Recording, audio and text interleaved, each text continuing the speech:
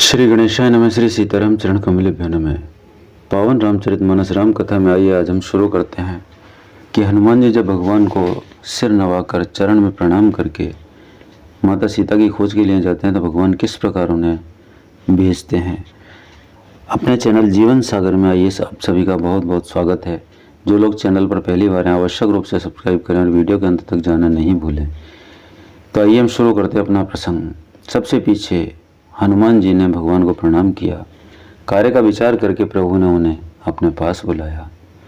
उन्होंने अपने कर कमल से उनके सिर का स्पर्श किया तथा अपना सेवक जानकर उन्हें अपने हाथ की एक अंगूठी उतार कर दी निशानी के तौर पर, और कहा, बहुत प्रकार से सीता को समझाना और मेरा वल तथा विरह कहकर तुम शीघ्र लौट आना। भगवान श्री राम कहते हैं हनुमान जी से कि माता सीता को बहुत प्रकार से समझाना, वो बहुत ही विरह में होंगी, निश्चित रूप से मेरा इंतज़ार कर रही होंगी, और उनको मेरा बल और विरह कहकर उनको अब मेरे बल और विरह का याद दिलाकर आप मेरे पास वापस तुरंत लौट आना। हनुमान जी ने अपना जन्म सफल समझा और कृपा निधान प्रभु को हृदय में धारण करके वे चले। यद्यपि देवताओं की रक्षा करने वाले प्रभु सब बात जानते हैं तो भी वे राजनीति की रक्षा कर रहे हैं। नीति की मर्यादा रखने के लिए सीता जी का पता लगाने को जहाँ तहाँ बानरों को भेज रहे हैं। सब बानर वन, नदी, तालाब, पर्वत और पर्वतों की कंदराओं में खोजते हुए चले जा रहे हैं। मन श्री राम जी के कार्य में लवलीन है, शरीर तक का प्रेम भूल गए हैं। कहीं किसी राक्षस से भेंट हो जाती है तो एक एक चपत में ही उसके प्राण ले लेते हैं। पर्वतों और वनों को बहुत प्रकार से खोज रहे हैं।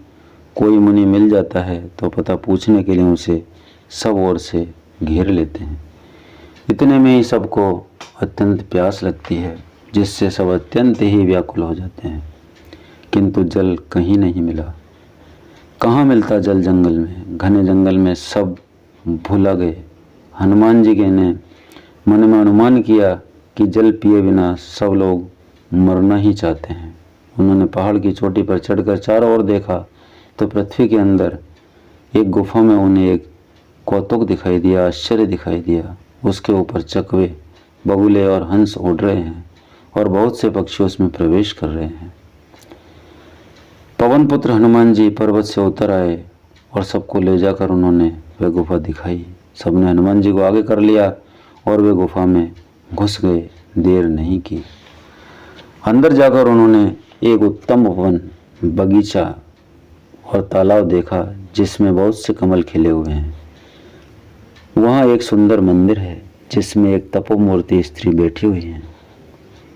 दूर से ही सबने उसे सिर नवाया और पूछने पर अपना सारा वृतांत कह सुनाया। तब उसने कहा, जलपान करो और भांति भांति के रसीले सुंदर फल खाओ। आज्ञा पाकर सबने स्नान किया, मीठे फल खाए और फिर सब उसके पास चले आए। तब उसने अपनी सब कथा कह सुनाई और कहा, मैं अब वहाँ जाऊँगी जहाँ श्री रघुनाथ जी हैं।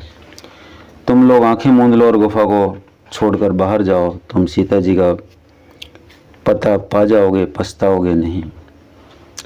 आंखें मूंद कर फिर जब आँख खोली तो सब वीर क्या देखते हैं कि समुद्र के तीर पर खड़े हैं, और वह स्वयं वहाँ गई जहाँ रघुनाथ जी थे। उसने जाकर प्रभु के चरण कमलों में मस्तक नवाया और बहुत प्रकार से विनती की। प्रभु ने उसे अपनी अचल भक्ति दे दी। प्रभु की आज्ञा सिर रखकर, सिर पर धारण करके और श्री राम जी के युगल चरणों को, जिनकी ब्रह्मा और महेश भी वंदना करते हैं, हृदय में धारण करके स्वयं प्रभा बद्रिकाश्रम को चली गई। वहाँ वानरगण मन में विचार कर रहे हैं कि अवधि तो बीत गई पर काम कुछ हुआ ही नहीं। सब मिलकर आपस में बात करने लगे, हे भाई, अब तो सीता जी की खबर लिए बिना लौट कर भी क्या करोगे? अंगद ने नेत्रों में जल भरकर कहा कि दोनों ही प्रकार से हमारी मृत्यु है। यहाँ तो सीता जी की सुध नहीं मिली और वहाँ जाने पर वानर राज सुग्रीव मार डालेंगे। वे तो पिता के वध होने पर ही मुझे मार डालते। श्री राम जी ने ही मेरी रक्षा की, इसमें सुग्रीव का कोई एहसान नहीं है। अंगद बार बार सबसे कह रहे हैं, और अब मरण हुआ इसमें कोई संदेह नहीं है। तो दोस्तों, मित्रों, इस प्रकार वानरों ने भी कितनी शानदार अच्छी भगवान की भक्ति की और माता सीता की खोज के लिए अपने तन मन धन से लग गए और खोज का पूरा योजना प्रयोजन चालू कर दिया। बहुत ही सुंदर